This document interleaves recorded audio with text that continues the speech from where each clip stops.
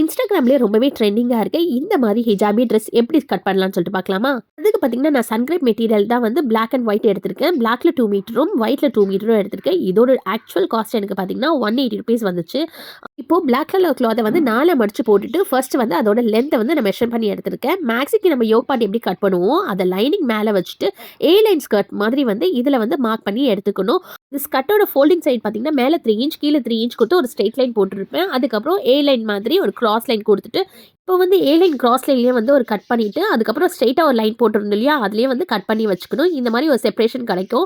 இந்த நடுவில் பார்த்தீங்கன்னா, இந்த ஒயிட் கலர் கிளாத் தான் கொடுக்க போகிறோம். அதுக்கு வந்து மேக்ஸிக்கு நம்ம எப்படி வந்து ட்ரையாங்கிள் ஷேப்பில் மடிப்போமோ அதே மாதிரி மடித்து லென்த் மட்டும் கட் பண்ணிக்கணும். மேலே வேஸ்ட்டு கட் பண்ணக்கூடாது. அதுக்கப்புறம் ஒவ்வொரு பார்ட்டியும் எடுத்து சென்டரில் வச்சு ஸ்டிச் பண்ணணும். ஃபுல்லாகவே பார்த்தீங்கன்னா, நான் எண்டிங்கில் பீக்கோ கொடுத்து ஃபினிஷ் பண்ணியிருப்பேன். அதுக்கப்புறம் நார்மல் மேக்ஸி எப்படி ஸ்டிச் பண்ணுவோமோ அதே மாதிரி தான் யோகோ ஸ்லீவும் வந்து ஸ்டிச் பண்ணி எடுத்தது தான் இந்த ட்ரெஸ். எப்படி இருக்குன்னு பார்த்துட்டு